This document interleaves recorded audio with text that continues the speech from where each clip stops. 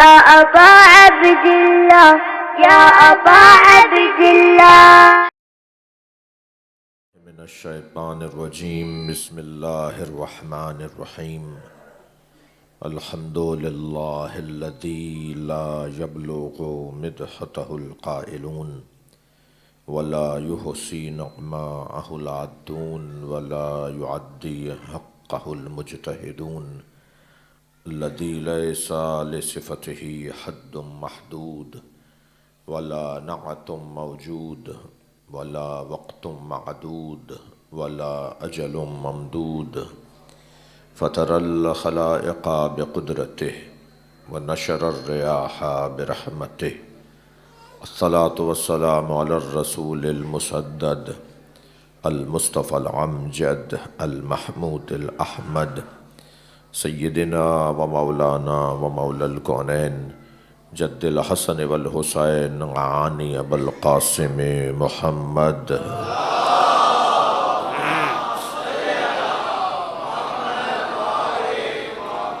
وآله الطيبين الطاهرين المعصومين الذين قال الله إنما يريد الله ليذهب عنكم الرجس أهل البيت ويطهركم تطهيرا.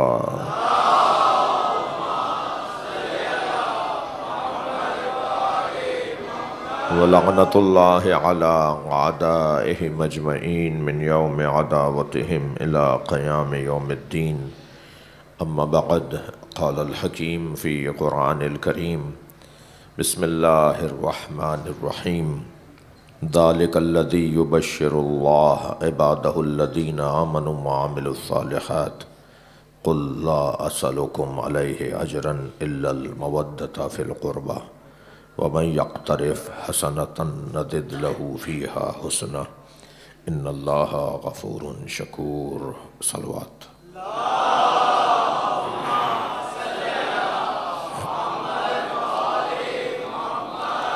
التماس ایک سورہ فاتحہ 3 مرتبہ سورہ اخلاص. مرحوم مغفور سید اشتیاق احمد نقوی، سید مشتاق احمد نقوی، سیدہ صابرہ بانو، سیدہ ناز فاطمہ، سیدہ شاہینہ فاطمہ، آپ سب کے مرحومین شہدائے ملت، بالخصوص سیدہ نعیمہ خاتون، رحم اللہ من قرأ الفاتحہ. بسم اللہ الرحمن الرحیم الحمدللہ رب العالمین الرحمن الرحیم مالک یوم الدین ایاک نعبد و ایاک نستعین اهدنا الصراط المستقیم صراط الذین انعمت علیہم غیر المغضوب علیہم ولا الضالین. بسم اللہ الرحمن الرحیم قل هو اللہ احد اللہ الصمد لم یلد ولم یولد ولم یکن له کفوا احد. بسم اللہ الرحمن الرحیم قل هو اللہ احد اللہ الصمد لم یلد ولم یولد ولم یکن له کفوا احد. بسم اللہ الرحمن الرحیم قل هو اللہ احد اللہ الصمد لم یلد ولم یولد ولم یکن له کفوا احد. اللہم صل علی محمد وعلی محمد. مغفرت کے لیے، آج کی اس حاضری کی قبولیت کے لیے بلند تر صلوات. اللہم صل علی محمد وعلی محمد. التماس کر سکتے تھوڑا تھوڑا سا آگے جی.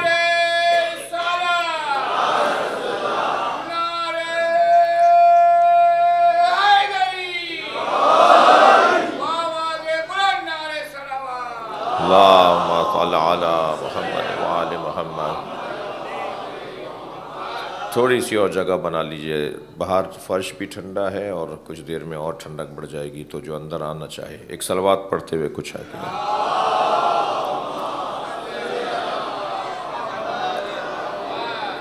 ایک اور بہتر اور بلند صلوات.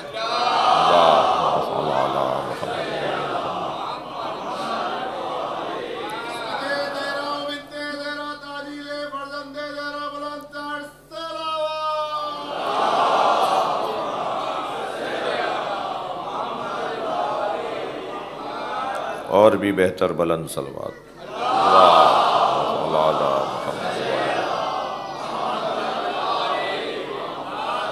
سورہ مبارکہ شورا، آیت کا نشان 24. اللہ اپنے حبیب سے بات کر رہا ہے. پورا قرآن محب اور محبوب کی گفتگو ہے. لفظ اور بہتر کروں عاشق اور معشوق کی گفتگو ہے. میں یہ کہہ چکا ہوں کسی جگہ، زمانہ سوشل میڈیا کا ہے، تکرار نہ ہو. دو لفظ اتنے مقدس تھے کہ اللہ نے اور ائمہ نے اپنے کلام میں انہیں یاد کیا ہے، مگر کچھ نااہلوں نے انہیں اتنا استعمال کیا کہ وہ لفظ ہی اپنی کیفیت سے باہر چلے گئے. ایک ناکام سیاستدانوں نے لفظ سیاست استعمال کیا اور ایک نامراد عاشقوں نے لفظ عشق استعمال کیا. صلوات پڑھ لیں محمد و آل محمد.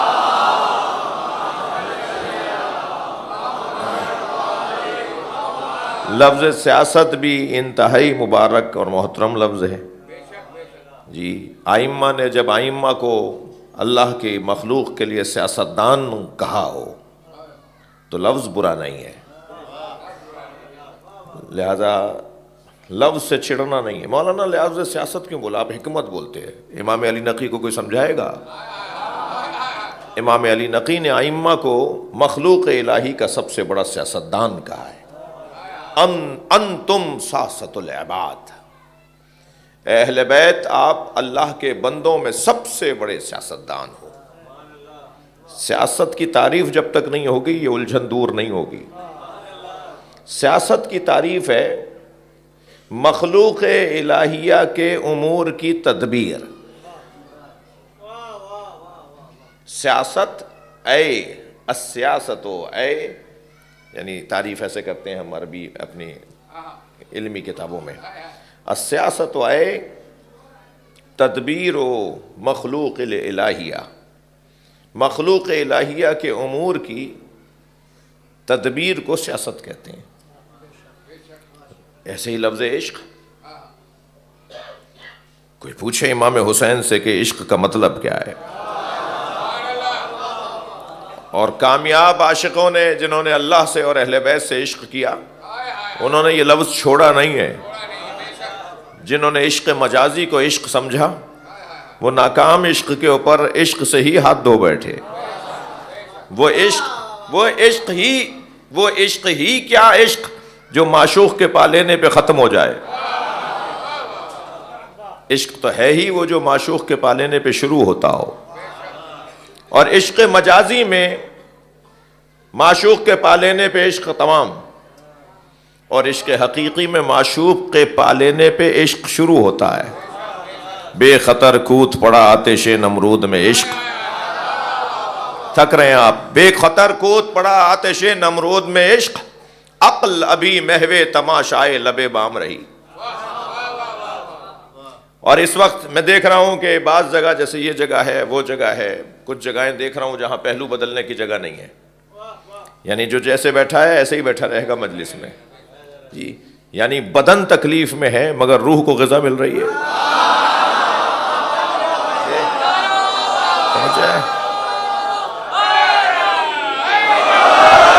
جہاں روح کو سرور ملے وہی وادی عشق ہے. اگر کسی نیکی میں روح کو سرور نہیں مل رہا تو سمجھیں کہ وہ عشق کی وادی نہیں ہے. اقبال کہتے ہیں عشق پر اعمال کی بنیاد رکھ. نماز پڑھو، روزہ رکھو، حج پہ جاؤ، مجلس میں آؤ، ماتم کرو، عشق کی بنیاد پر. اقبال کہتے ہیں عشق پر اعمال کی بنیاد رکھ، عقل کو تنقید سے فرصت نہیں. عقل تو کہتی ہے کیوں، کیسے، کب. وہ مرحلہ جب گزر جائے کیوں اور کیسے کا تو پھر عشق شروع ہوتا ہے جی. خاندانی شیعہ اور کہہ رہا ہے کیوں، آبا و اجداد سے ماتمی اور کہہ رہا ہے کیسے. بھئی کل شیعہ ہوئے ہو کیا؟ جو خاندانی لوگ ہیں وہ کیوں کیسے سے گزر گئے، وہ تو اب عشق کی بات کریں گے. جو نماز، روزہ، حج، زکوٰۃ اور پھر اس کا حسن و جمال عزاداری میں کیوں کیسے سے ابھی باہر نہیں آیا ہے، وہ عقل کی وادی میں ہے، عشق کی وادی میں نہیں آیا. صلوات پڑھ لیں محمد و آل محمد.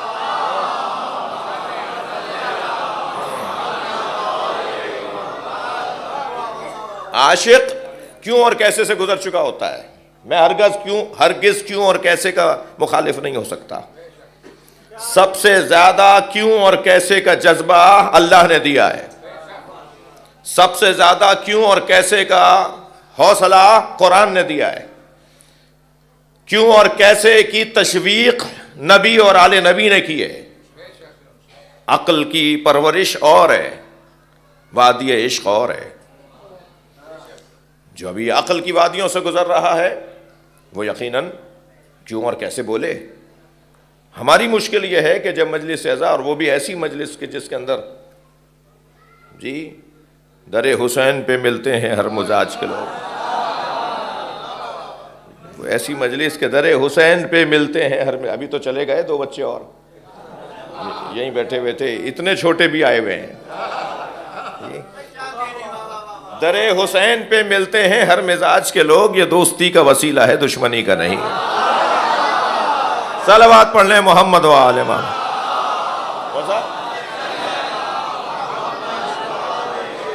ایک اور بہتر اور بلند صلوات. اللہم صل علی محمد و آل محمد.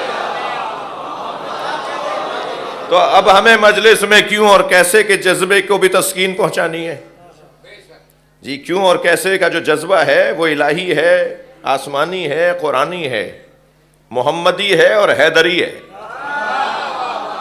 کیوں اور کیسے کے جذبے کے خلاف بات نہیں ہوگی ممبر سے. بچے کا حق ہے، جوان کا حق ہے، کسی نو وارث کا حق ہے. ساجد بھائی آئیے. حق ہے کہ وہ پوچھے کہ یہ کیوں، یہ کیسے، اس کا حق ہے. مگر یہ کیوں اور کیسے والے بہرحال وہ لوگ ہیں جو نئے لوگ ہیں. جو پرانے لوگ ہیں وہ اب تک کیوں اور کیسے سے گزرے نہیں. ایک صاحب کی FIR کٹی، کہنے لگے میں پھوپھی سے ملنے جا رہا ہوں. کہاں؟ کہنے لیں ملتان. تو ہم نے کہا بھئی کیوں؟ کہنے لیں وہ کچھ مسائل ہو جائیں. میں نے کہا کل شیعہ ہوئے ہو جی.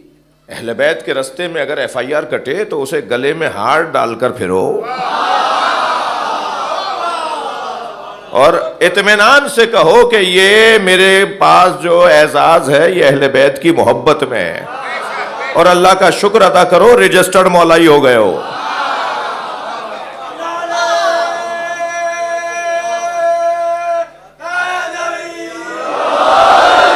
تو وہ کیوں کیسے بہرحال وہ ایک کیفیت ہے، لیکن عقل سے بالا تر بات، عقل کے بعد کی بات.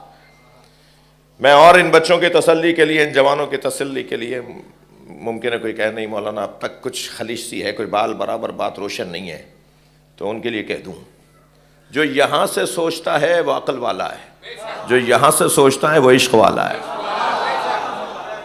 یہ دل و دماغ کا جھگڑا آج کا ہے کہ میں کوئی نئی بات کر رہا ہوں.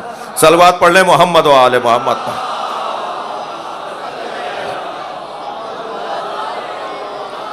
ایک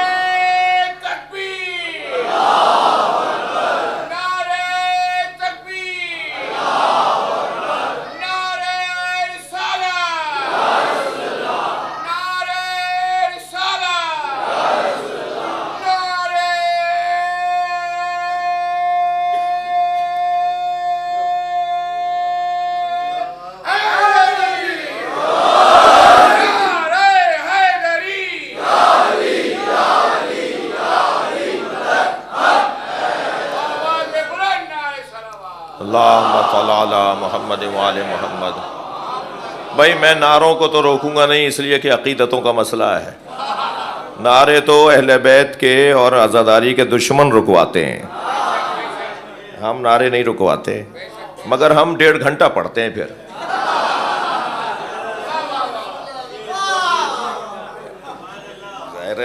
صلوات پڑھ لیں ذرا محمد و آل محمد.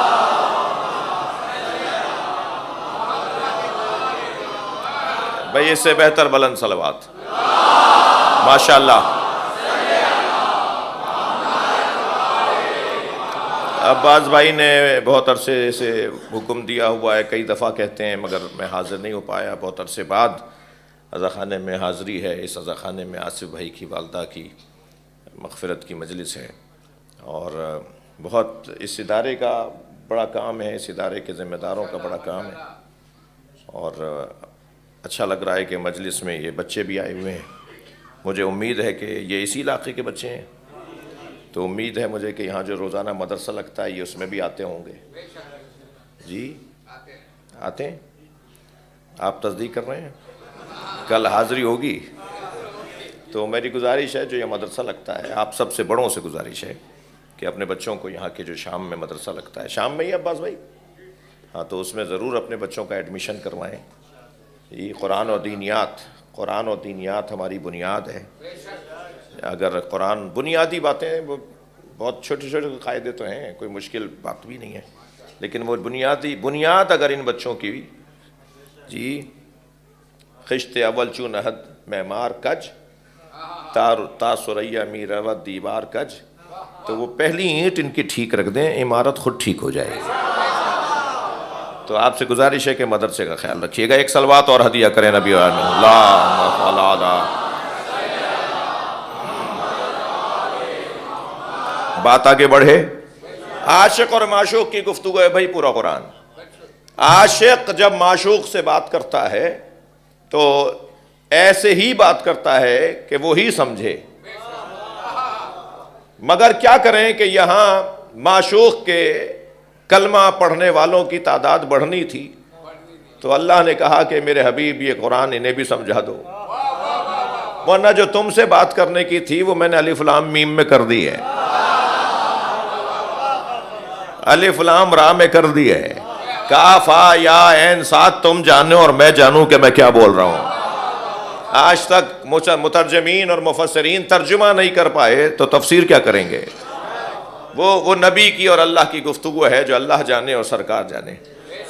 اور اگر جبریل پڑھانے آئے تھے، تھکے ہوئے تو نہیں ہیں آپ؟ اگر جبریل پڑھانے آئے تھے تو جبریل بتاتے نا کہ اس کا مطلب کیا ہے. جبریل پڑھانے نہیں آئے تھے، اپنی نوکری کرنے آئے تھے. ان کی ڈیوٹی تھی کہ وہ آ کر پیغام پہنچائیں، پروٹوکول کا حصہ تھا، آداب کا حصہ تھا، اور یہ ان کی ذمہ داری اور ان کی ڈیوٹی تھی. ورنہ نبی تو نبی ہیں. نبی کے بچے جناب جبریل کے بارے میں ایک روشن پیغام دیتے نظر آتے ہیں. میرے مولا حسن فرماتے ہیں سنو خبردار، جب کسی نے بے ادبی کی مولا امام حسن سے تو حضرت نے فرمایا مجھ سے زیادہ نہیں الجھنا، میرے پاس یہ اختیار ہے کہ میں شمال کو جنوب بنا دوں اور جنوب کو شمال بنا دوں. میرے پاس یہ اختیار ہے کہ میں عراق کو شام کر دوں اور شام کو عراق کر دوں، یعنی میں چاہوں تو جغرافیہ بدل دوں، میں زمین کا نقشہ بدل دوں. لو شئت لجعلت عراق شاما و شام عراق شمالا جنوبا جنوبا شمالا. میں چاہوں تو عراق کو شام، شام کو عراق، جنوب کو شمال، شمال کو جنوب بنا دوں. تو ایک شخص کی آواز آئی فموں کا صغیر و کلاموں کا کبیر. آپ کا دہن معاذ اللہ کہتا ہے آپ کا دہن چھوٹا ہے، بات بڑی کر رہے ہیں. میرے مولا نے فنظر الیہ شذرا ویقول اما تستحین تجلسین فی الرجال. امام نے اسے غور سے دیکھ کے فرمایا تجھے شرم نہیں آتی مردوں میں بیٹھی ہے؟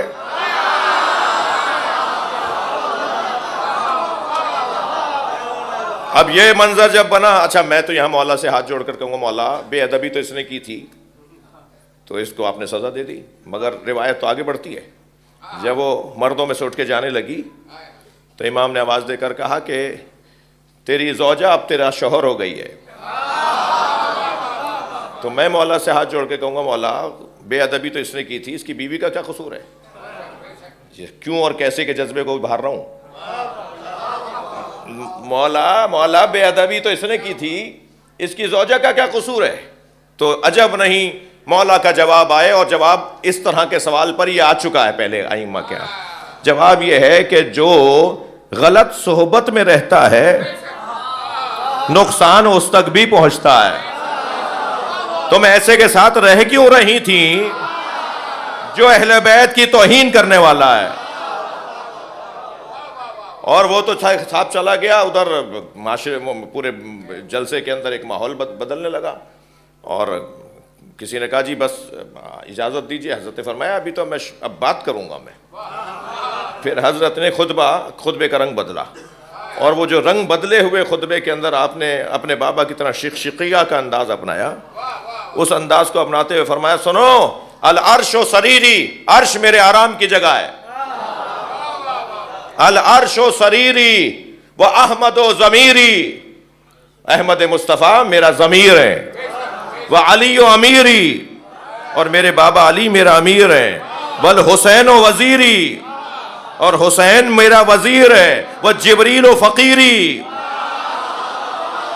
جبریل ہمارے فقیر ہیں. صلوات پڑھیں محمد و آل محمد.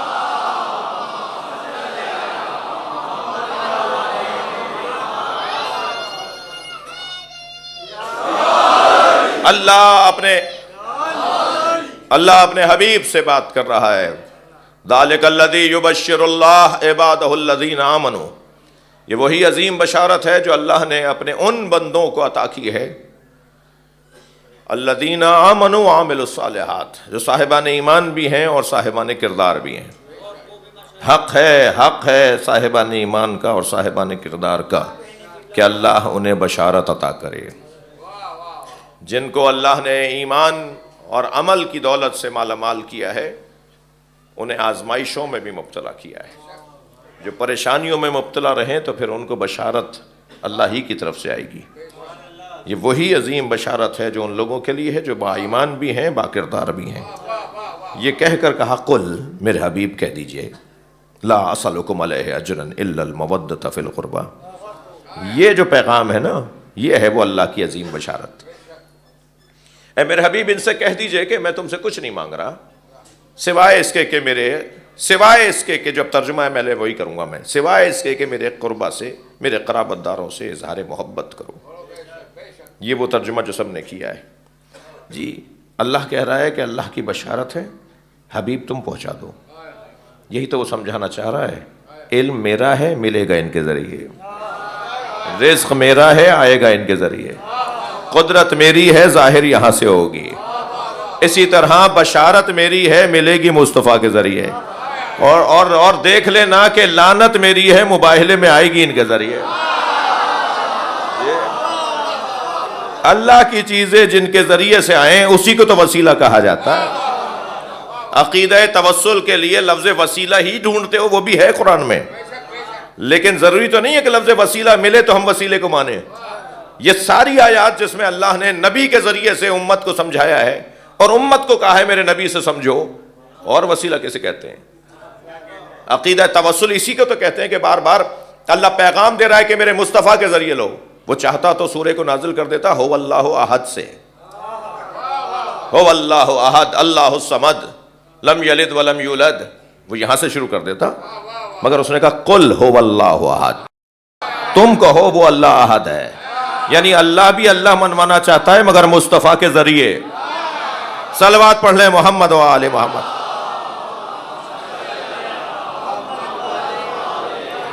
بہت روشن مفہوم ہے عزیزو.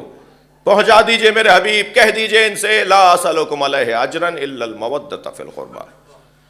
کچھ نہیں چاہیے مجھے، میں جو مصیبتیں اٹھا چکا تمہاری خاطر، میں نے ہجرت برداشت کی، میں نے صعوبتیں برداشت کی، پتھر کھائے، بے ادبیاں بدتمیزیاں برداشت کیں، جی بدنی تکلیفوں سے زیادہ روحانی اور روحی تکلیفیں برداشت کی. ما اوذی نبی خط و کما اوذیت، کسی نبی کو اتنی اذیتوں کا سامنا نہیں ہوا جتنے اکیلے مجھ مصطفیٰ کو تکلیفوں کا سامنا ہوا.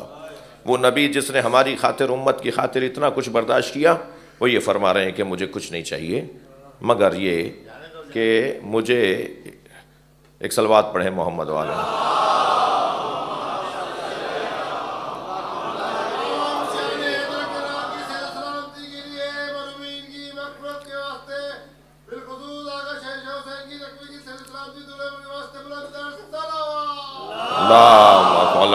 محمد وعلی محمد. مجھے کچھ نہیں چاہیے سوائے اس کے کہ میرے قرابت داروں سے مودت یعنی اظہار محبت. اب یہ بات بہت ہی روشن ہے کہ آیت میں تو میرے کا لفظ نہیں ہے، مگر ترجمے میں سب نے لکھا ہے کہ میرے قربا سے، میرے قرابت داروں سے. نقن صاحب فرماتے ہیں کہ یہ نبی نے کہا ہے، اللہ نے کہلوایا ہے. جہاں نبی کے قربا ہو سکتے ہیں وہاں اللہ کے بھی تو ہو سکتے ہیں. اللہ کے قربا کا مطلب اگر سمجھ لیا تو پھر یہ جھگڑا ہی ختم ہو جائے گا کہ کون اہل بیت میں ہے اور کون نہیں ہے. ہم تو انہیں مانیں گے جو اللہ کے قربا ہیں. کوئی ثابت کرے علی سے زیادہ کسی کا اللہ کا قرب ہے، جناب زہرا سے زیادہ کوئی اللہ کے قریب ہے؟ میرے مولا فرماتے ہیں کہ ایک دن صحابہ کرام نے آ کر رسول اللہ سے کہا، یا رسول اللہ، علی کے گھر سے صبح کے وقت میں سفید رنگ کا نور نکلتا ہے جو آسمانوں کی طرف جاتا ہے، ظہر کے وقت میں زرد رنگ کا نور نکلتا ہے جو آسمانوں کی طرف جاتا ہے، مغرب کے وقت میں سرخ رنگ کا نور نکلتا ہے جو آسمانوں کی طرف جاتا ہے۔ یا رسول اللہ، یہ نور کیسا ہے؟ اچھا یہیں ایک جملہ کہہ دوں، ان صحابہ کا کتنا بڑا مقام ہے جنہیں نور نظر آ رہا ہے۔ نور دیکھنے کے لیے آنکھیں بھی تو چاہیے۔ کہا یا رسول اللہ یہ ایسے ہوتا ہے علی کے گھر سے۔ فرمایا ابھی کچھ دیر میں علی آتے ہوں گے، وہ جواب دیں گے۔ مولا علی تشریف لے کر آئے، فرمایا میرے اصحاب کہتے ہیں کہ علی تمہارے گھر سے ایسے نور نکلتا ہے صبح کے وقت میں، ظہر کے وقت میں، مغرب کے وقت میں۔ میرے مولا نے فرمایا جب فاطمہ مصلی پر آتی ہیں تو سیدہ کے مصلی سے ایک نور نکلتا ہے جو آسمانوں کی طرف جاتا ہے۔ ابھی مولا نے جواب دیا تھا کہ جبریل نازل ہوئے اور کہا یا رسول اللہ اپنے اصحاب کو بتا دیجئے جب فاطمہ عبادت کے لیے کھڑی ہوتی ہیں تو اللہ عرشی فرشتوں سے کہتا ہے زمین پہ تمہیں کچھ نظر آ رہا ہے؟ تو عرشی فرشتے کہتے ہیں یا اللہ جیسے زمین والے آسمان پہ چاند دیکھتے ہیں ہم عرش والے زمین پہ سیدہ کا مصلی دیکھتے ہیں۔ صلوات پڑھیں محمد و آل محمد۔ سبحان اللہ۔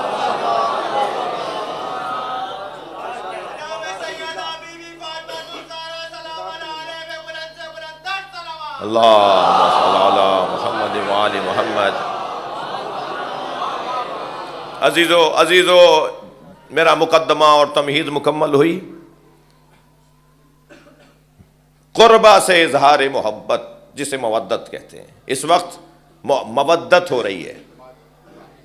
محبت امر قلبی ہے، کس کے پاس کتنی ہے وہ جانے اور جس سے محبت ہے وہ جانے جی، لیکن اللہ نے محبت مانگی نہیں ہے، اللہ نے مودت مانگی ہے جی۔ ہم بھی مانتے ہیں نہیں ہیں جی، اہل بیت سے محبت کا اظہار کرنا پڑے گا اور اظہار محبت خرچہ مانگتا ہے۔ جب دل میں چیز رہتی ہے اس کا کوئی خرچہ نہیں ہوتا، لیکن جب اسی دل کی کیفیت کو اعضاء و جوارح سے ظاہر کریں گے تو اس کے لیے خرچہ ہوتا ہے۔ یہ مجلس اعضاء اظہار محبت نہیں ہے، یہ مجلس اعضاء اعلان محبت نہیں ہے، اظہار محبت ہے کہ ہم جو دل میں رکھتے ہیں وہی ظاہر کر رہے ہیں، تو وہ ظاہر کروانا چاہتا ہے اللہ۔ اب اعلان ہو رہا ہے وَمَن يَقْتَرِفْ حَسَنَةً۔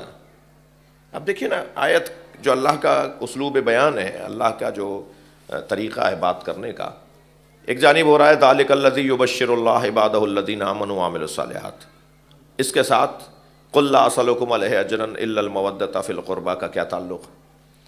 پھر جب یہ ہو گیا تو اس کے ساتھ وَمَن يَقْتَرِفْ حَسَنَةً نَزِدْ لَهُ فِيهَا حُسْنًا، جس نے ایک حسنہ پا لیا ہم اس کے حسن ہی حسن میں اضافہ کریں گے۔ اس فقرے سے آیت ایک ہی ہے، یعنی بیچ والا حصہ جو ہے قُلْ لَا أَسْأَلُكُمْ عَلَيْهِ أَجْرًا إِلَّا الْمَوَدَّةَ فِي الْقُرْبَى کے سے اس بعد والے حصے کا وَمَن يَقْتَرِفْ حَسَنَةً نَزِدْ لَهُ فِيهَا حُسْنًا کیا ربط ہے؟ سمجھنا پڑے گا کہ یہ قربہ وہی ہے جسے حسنہ کہتے ہیں اور یہ حسنہ وہی ہے جسے قربہ کہتے ہیں، اور جس حسنہ اور قربہ کو ہم تلاش کر رہے ہیں وہ وہی ہے جسے فاطمہ کہتے ہیں۔ قربہ اللہ کے قریب ترین فرض سے اظہار محبت، نبی کے قریب ترین فرض سے اظہار محبت۔ پھر اللہ کہہ رہا ہے جس نے ایک حسنہ پا لیا ہم اس کے حسن ہی حسن میں اضافہ کریں گے۔ تو حسنہ سیدہ کی ذات ہے، حسنی حسن 13 مرد معصومین کی ذات ہے۔ تم ایک فاطمہ کو مان لو ہم مہدی تک تمہیں لے آئیں گے۔ صلوات پڑھیں محمد و آل محمد۔ جس نے سیدہ کو راضی کر لیا، سیدہ کی معرفت حاصل کر لی، اسے علی بھی ملیں گے، امام حسن بھی ملیں گے، امام حسین بھی ملیں گے، امام مہدی تک سارے امام ملیں گے۔ وہ حسنہ ہے، یہ نزد لہو فیہا حسنہ ہے۔ تم ایک حسنہ پاؤ تو ہم تمہارے حسن ہی حسن میں اضافہ کریں گے۔ حسنہ سیدہ، حسن ہی حسن ائمہ اہل بیت۔ یعنی اب میں اگر لفظوں کو تفسیری لہجے میں بات کرتا ہوا کہوں کہ تم اگر شیعہ ہونا چاہتے ہو، شیعہ کیسے کہتے ہیں بھائی، یہ بھی بتانا پڑے گا مجھے، معاف کیجیے گا، پہلا جن کا پہلا امام علی ہو، یہ الف بے ہے تشیع کی، ورنہ تو صفات شیعہ شیخ صدوق کی بڑی مفصل کتاب ہے، علامتیں بتائی گئی ہیں کہ شیعہ کیسے کہتے ہیں، لیکن جو بنیادی اور واضح اور روشن پیغام، جن کے ہاں پہلا امام علی ہو، جن کے ہاں خلافت بلا فصل کا عنوان علی ہو، اسے شیعہ کہتے ہیں۔ تو یہ کس کو ملے گا؟ شیعہ کس کو ملے؟ شیعہ کون ہوگا؟ یہ عنوان کس کو ملے گا؟ اسے جو سیدہ کی رکھی ہوئی بنیاد پر اپنے نظریے کو گزارتا ہو۔ سیدہ کی رکھی ہوئی بنیاد کیا ہے؟ سیدہ کی رکھی ہوئی بنیاد یہ ہے کہ سیدہ نے علی کو چھوڑنے پر، توجہ، مولا علی کو ترک کرنے پر بھرپور احتجاج کیا ہے۔ سیدہ نے فدق کا مطالبہ 3 طریقوں سے کیا۔ جس کے پاس تحریر تھی، جی، اس نے میراث کا دعویٰ کیوں کیا؟ سوال، جی، جب بھائی روڈ چلتے ہوئے کو آپ اپنا گھر بخش سکتے ہیں، کسی کو بھی چاہیں اپنی زندگی میں لکھ کے دے دیں، وہ اس کو اسی کا ہو جائے گا۔ گفٹ ڈیڈ جسے کہتے ہیں، جی، آپ نے گفٹ کر دیا کسی کو بھی، جس کے اوپر آپ کا دل آیا، آپ نے اسے اپنی گاڑی، اپنا جائیداد گفٹ کر دی، تو یہ تو بہت زیادہ مضبوط چیز ہے نا۔ آپ بیٹے نہیں ہیں، آپ بھتیجے نہیں ہیں، آپ کا کوئی خونی تعلق نہیں ہے، تحریر ہے آپ کے پاس، عدالت کہے گی ختم ہو گئی بات بھائی، وارث آ کر یہ بحث کیوں کر رہے ہیں کہ یہ تو کوئی رشتہ داری نہیں ہے اس کی مرنے والے سے۔ سیدہ نے پہلے ہی وہ تحریر کیوں نہیں دکھائی؟ سیدہ تو مراحل میں لا کر، بھائی میرے اشاروں میں ہی مجھے رہنے دیجیے گا، جی، مراحل سے گزارا ہے سیدہ نے۔ میں پہلے یہ مقدمہ پیش کروں گی، تم کھلو، پھر میں یہ مسئلہ لاؤں گی اور کھلو گے، پھر میں یہ طریقہ لاؤں گی اور کھلو گے، اور پھر میں کہوں گی کہ علی کا حق ہے۔ سیدہ کا طریقہ انتہائی، یعنی حدیں جہاں قربانیاں ہوں سمجھداریوں کی، جہاں فداکاریاں ہوں فہم و فراست کی، وہاں سیدہ کی روش ہے۔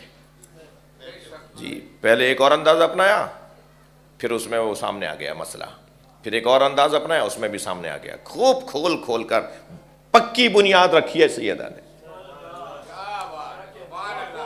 سیدہ نے علی والوں کے لیے ولایت علی کی بنیاد رکھی ہے، اور ولایت علی کی بنیاد پر جو عمارت تعمیر ہو اسے تشیع کہا جاتا ہے۔ سیدہ بانی تشیع ہیں۔ جی، میرا پیغام چلا گیا الحمدللہ، بات بہت روشن ہے۔ جی، یہاں جس نے ایک حسنہ پا لیا اسے، یعنی جس نے سیدہ کو پا لیا اسے سب ملیں گے۔ پھر تو پھر نصاب کیا ہے تشیع کا؟ پہلے علی، پھر امام حسن، پھر امام حسین، یہاں تک امام مہدی۔ یہ نصاب جناب زہرا کی وجہ سے ملتا ہے۔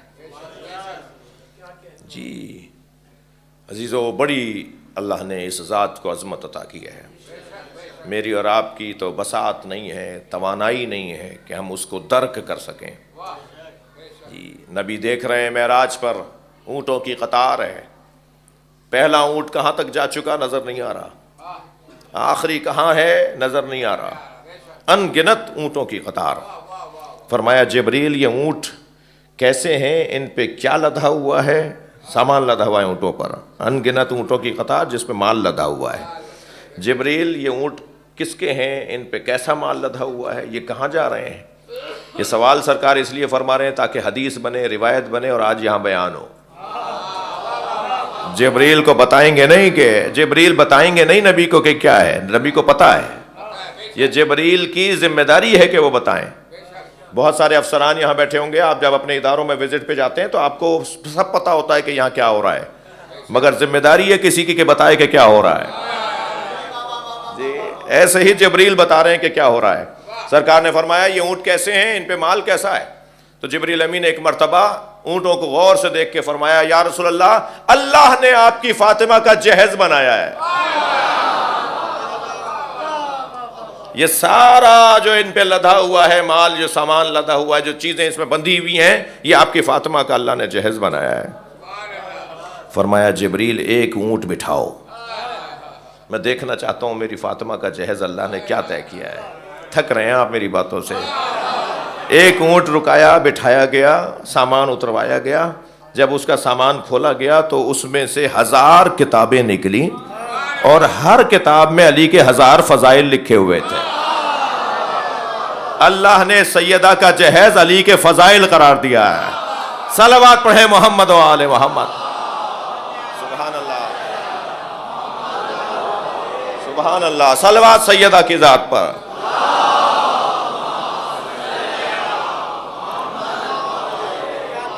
جی جی جی،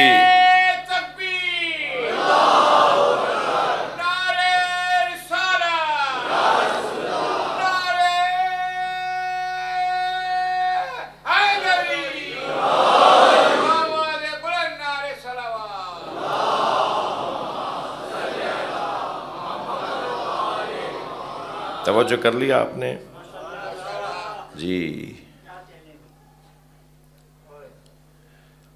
ایک فضیلت کی روایت اور آپ کو ہدیہ کرنا چاہتا ہوں۔ بہت دیر ہو چکی ہے، ساجد بھائی کو نوحہ خوانی بھی کرنی ہے، ہمیں ماتم میں بھی شریک رہنا ہے، اور 1.5 گھنٹہ تو نہیں پڑھوں گا۔ کہا ہے؟ اچھا، آئندہ بھی آنا ہے مجھے۔ سیدہ کی عظمت کی ایک حدیث ہدیہ کر رہا ہوں۔ جب ہجرت کے موقع پہ مولانا آپ سے دعا چاہیے، جب ہجرت کے موقع پر نبی مکرم نے مولا علی کے حوالے امانتیں کی اور فرمایا کہ سب کو امانتیں واپس کر کی، دوسرے دن فواطم کو لے کر مدینہ آ جاؤ۔ اس گھر میں بہت سی بیویوں کے نام فاطمہ تھے، فواطم، فاطمہ کی جمع، تو مشہور بھی یہی ہوا کہ مولا علی فواطم کا قافلہ لے کے جا رہے ہیں۔ کچھ غیر فاطمہ بیویاں بھی تھیں، عاتقہ بیوی بھی تھیں جی، زینب بیوی بھی تھیں، اس میں کوئی بلا مبالغہ 20 سے زیادہ خواتین ہیں اہل بیت کی، خاندان مصطفیٰ کی، سرکار کے گھرانے کی، جنہیں مولا علی لے کر آ رہے ہیں۔ اب سارے مرد سرکار کے ساتھ جا چکے ہیں، کچھ پہلے جا چکے، کچھ بعد میں جا چکے، اور مولا علی اکیلے ہیں اور گھر کی خواتین ہیں۔ کچھ اونٹ ہیں جن پہ سامان لدا ہوا ہے، اور مولا وہ قافلہ لے کے مکے سے مدینہ جا رہے ہیں کہ کچھ ہی آگے گئے تھے کہ خبر آئی کہ مشرکین کے لوگ ایک دستہ، ایک لشکر بنا کر قافلے پہ حملے کے لیے نکلے ہیں۔ یعنی پیچھے ایک قافلہ آ رہا ہے، یعنی ایک دستہ لشکر آ رہا ہے جو ان بیویوں پہ حملہ کرے گا۔ اکیلے علی مدافع ہیں، محافظ ہیں، اور ساری بیویاں ہیں جو محملوں میں سوار ہیں۔ جیسے ہی یہ خبر مولا علی تک پہنچی کہ مشرکین کا ایک لشکر حملہ کرنے کے لیے نکل چلا ہے اور آ رہا ہے، ابھی ہمیں حملہ کر کے ہم پر حملہ کرے گا اور ہمیں تکلیف دے گا، تو اپنا دل دوڑاتے ہوئے جناب زہرا کی محمل کے پاس آئے، سیدہ کی محمل کے قریب آئے، اور قریب آ کے فرمایا یا اللہ، عجیب جملہ ہے، یا زہرا انی خارج الی عدو اللہ وعدو رسولہ وعدو اہل بیت رسولہ فاطلبی بالدعاء۔ یا زہرا، میں اللہ کے دشمنوں کی طرف، رسول اللہ کے دشمنوں کی طرف اور رسول کے اہل بیت کے دشمنوں کی طرف جا رہا ہوں، آپ میرے لیے دعا کریں۔ اللہ اکبر۔ فاطمہ آپ دعا کریں، میں جا رہا ہوں، اکیلا لڑنے جا رہا ہوں اتنے بڑے لشکر کے ساتھ۔ مولا یہ کہہ کر چلے گئے اور کچھ ہی دیر کے بعد لوٹے۔ کئی لوگوں کو فنار کیا، جو بھاگ گئے تھے ان کے پیچھے نہیں گئے۔ علی بھاگنے والوں کو تو مجبور سمجھتے ہیں نا، اور مجبوروں پہ حملہ کرنا علی والوں کا بھی کام نہیں ہے، علی کا بھی انداز نہیں ہے۔ اور جب وہ دستہ، وہ لشکر مولا علی نے شکست اس کو دے دی اور مار کر لوٹے ہیں، اور اپنا دلدل لے کے بیویوں کے محملوں کے قریب پہنچے تو جناب زہرا کی جو آواز آئی ہے وہ ہدیہ کر رہا ہوں۔ جناب زہرا نے ایک حسین جملہ مولا علی کے شان میں بیان فرمایا۔ سیدہ کی آواز آئی، ما خوابا من کنتا علی ظہرہ یا علی، یا علی جس کی پشت پر آپ جیسا مددگار ہو وہ کبھی ناکام نہیں ہو سکتا۔ صلوات پڑھیں محمد و آل محمد۔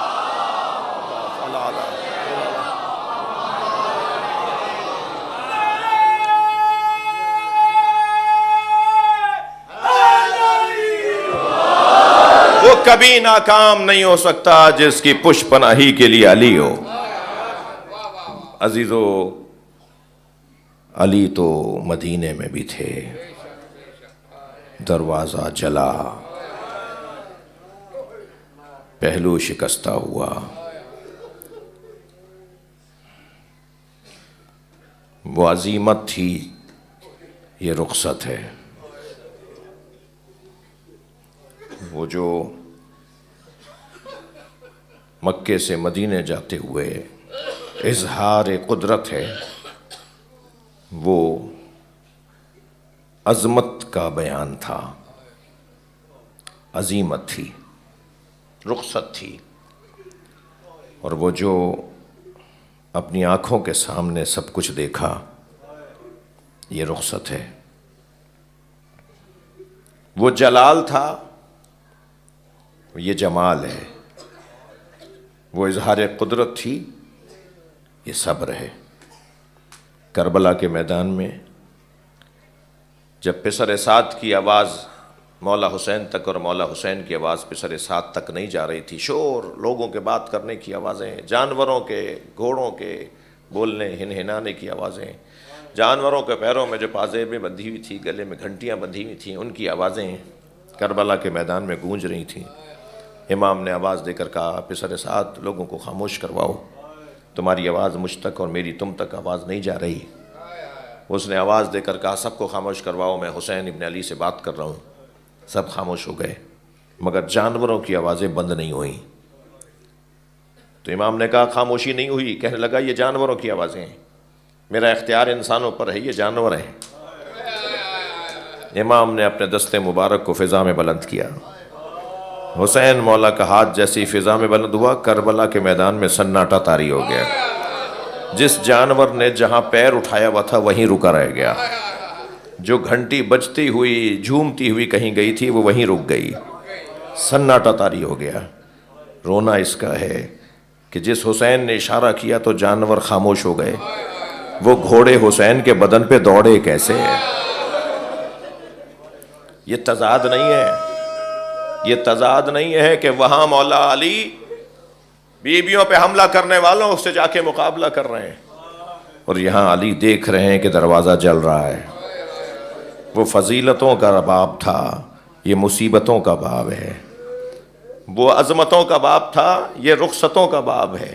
وہ فضیلتوں کا عنوان تھا، یہ آزمائشوں کا باب ہے۔ یہاں امتحان دینا ہے تو پھر امتحان تو ایسے ہی دیا جاتا ہے۔ اللہ کا کام بھی اللہ کا ہے، ہر ایک سے اس کے مزاج کے مطابق امتحان لیتا ہے۔ جب نبی کی رحلت ہونے لگی تو 12 مہر لگی ہوئی دستاویزات جبریل لے کر آئے اور کہا، یا رسول اللہ، یہ آپ کے 12 خلیفاؤں کے حکم نامے ہیں جو اللہ نے بھیجے ہیں۔ مولا علی نے اپنا کھولا، 11 امام حسن کے حوالے کر دیے۔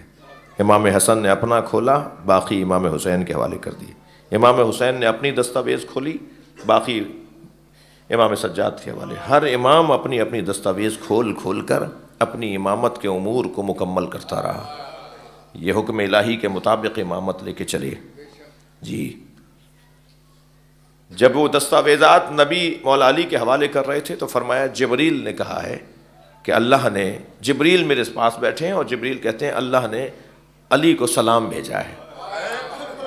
تو جیسے ہی کہا نا نبی نے کہ جبریل نے مجھے کہا ہے کہ اللہ نے یا علی تمہیں سلام بھیجا ہے، تو بے ساختہ مولا علی نے فرمایا، هو السلام ومنہ السلام، وہ خود سلام ہے اور اسی کی طرف سے سلامتیاں ہیں۔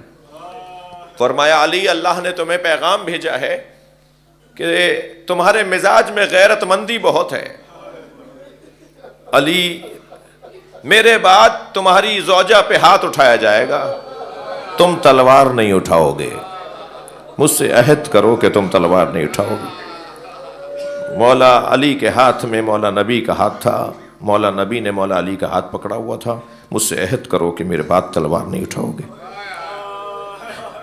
مولا علی نے فرمایا یا رسول اللہ میں آپ کے عہد کا پابند ہوں، میں بہت کچھ دیکھوں گا مگر اپنے ہاتھ میں تلوار نہیں لوں گا۔ پھر فرمایا اب فاطمہ کو بلا لیجئے۔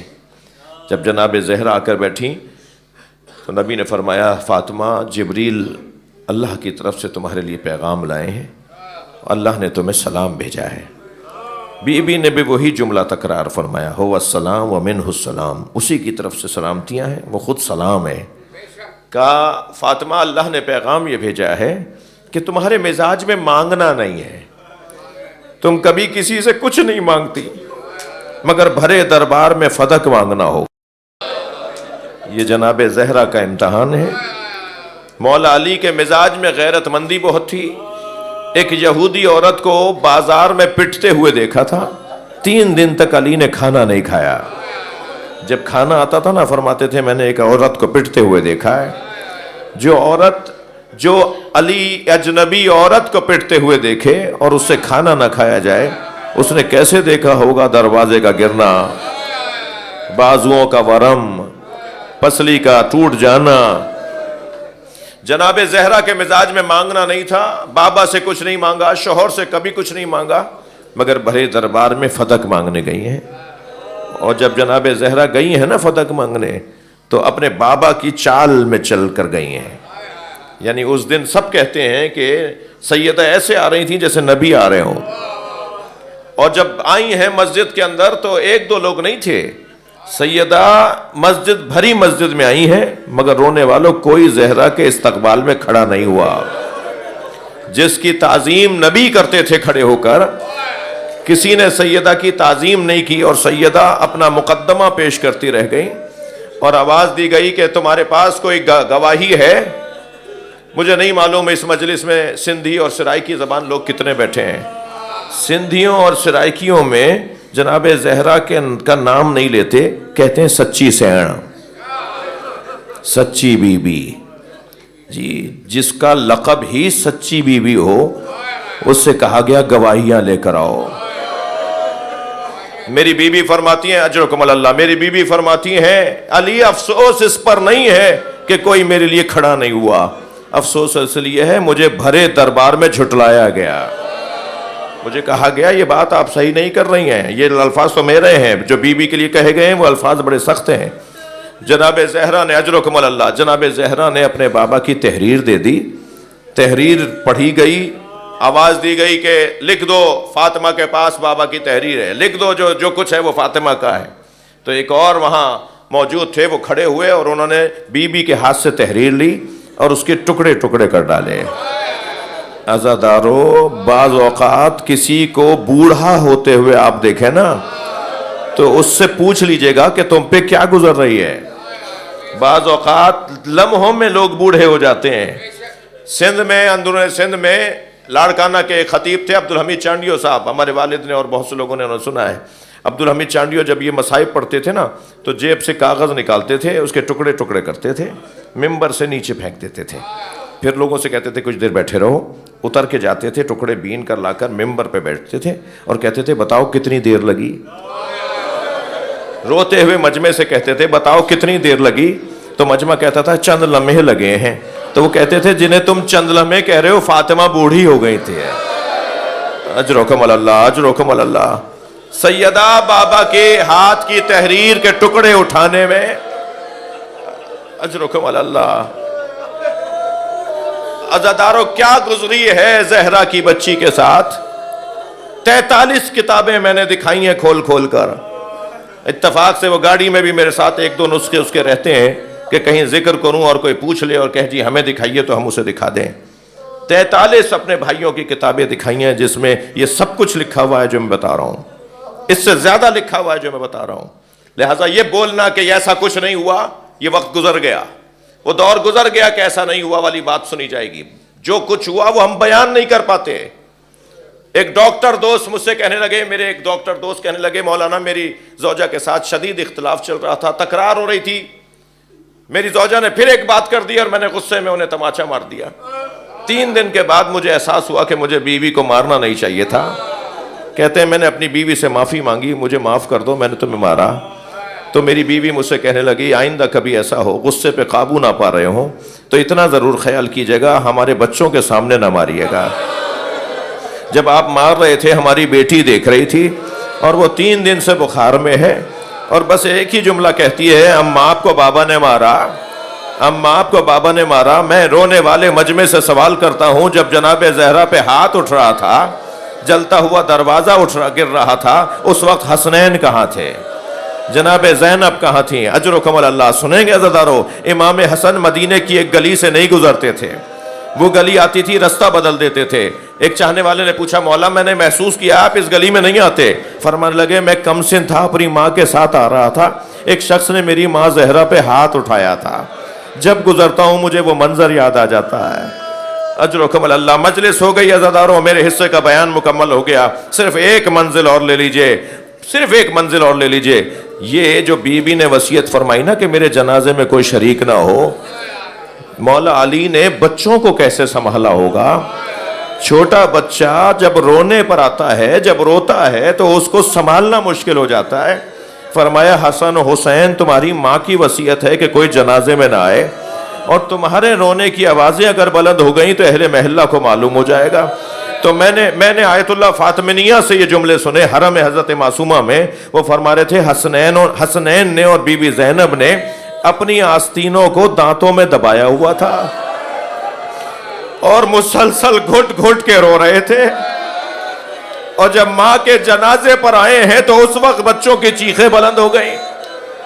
امام حسین نے ماں کے سینے پہ سر رکھا، جناب زہرا نے اپنے دونوں ہاتھ حسین کی پشت پہ رکھ دیے، اور راوی کہتا ہے 2 رونے کی آوازیں آ رہی تھیں، ایک حسین کی ایک زہرا کی۔ جناب زہرا بھی رو رہی تھی، امام حسین بھی رو رہے تھے، تو آواز ہاتف غیبی آئی علی علی حسین کو ماں سے علیحدہ کر لیجئے۔